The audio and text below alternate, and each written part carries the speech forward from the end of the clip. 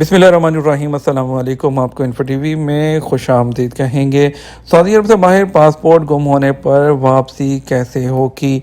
Saudi महकमा passport and immigration जवाज़ात के मरकज़ी कंप्यूटर में जितने भी गैर मुल्की होते हैं उनका मुकम्मल डाटा मौजूद होता है, जिसमें कारकुन का इकामा नंबर, उनके पासपोर्ट की तमाम डिटेल्स और दीगर तमाम मालूमात जो हैं वो भी उसके अंदर फीड होती हैं। जब आप सऊदी अरब से जाते हैं या सऊदी अरब से आते हैं, आपका डाटा, तमाम आपके फिंगरप्रिंट, हर चीज़ जवाज़ात के सिस्टम में फीड होती है। पासपोर्ट की तजदीद के हवाले से एक शख्स ने जवाज़ात के ट्विटर अकाउंट पर सवाल कर लिया कि छुट्टी के दौरान पासपोर्ट वहीं पर एक्सपायर हो गया, नए पासपोर्ट पर सऊदी अरब कैसे आ सकते हैं? इस हवाले से जवाज़ात की जानब से बताया गया, वो गैर मुल्की लोग जो अपने मुल्क छुट्टी पर जाते हैं उनके लिए लाजमी है कि पासपोर्ट की कम से कम मुद्दत 6 महीने हो।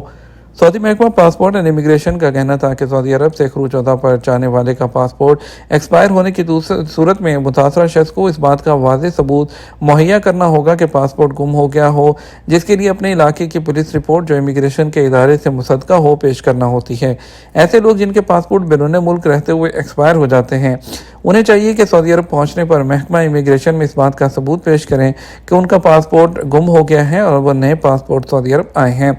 जवाज़ात के मुताबिक ऐसे लोग जो डुप्लीकेट यानी कि मुतबादिल पासपोर्ट पर सऊदी अरब आते हैं, उन्हें चाहिए कि वो सऊदी अरब आने के बाद जवाज़ात के किसी भी ऑफिस से अपॉइंटमेंट लें, उसके बाद अपने कफ़ील के ज़रिए नए पासपोर्ट का इंदराज जवाज़ात के सिस्टम में करवाएं, जिसे अरबी में नकल मालूमात कहते हैं।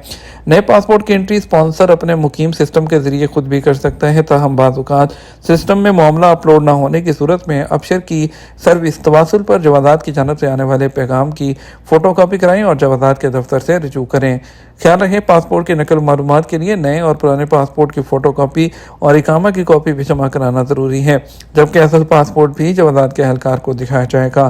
ख्याल है कि पुराना पासपोर्ट गुम होने की सूरत में एयरपोर्ट पर एंट्री का सबूत जवाज़ात को दिया जाएगा।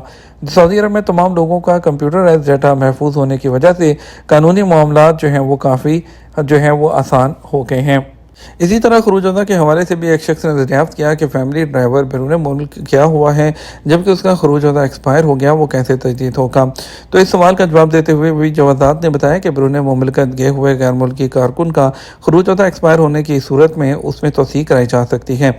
खरूजदा की मुद्दत में इजाफा कराने के लिए सबसे पहले उसकी फ़ीस अदा करें, जिसके बाद जवाज़ात के अबशर या मुकीम अकाउंट के ज़रिए खरूजदा की मुद्दत में जो तोसीह के ऑप्शन है उसका इस्तेमाल करते हुए वो किया जाता है।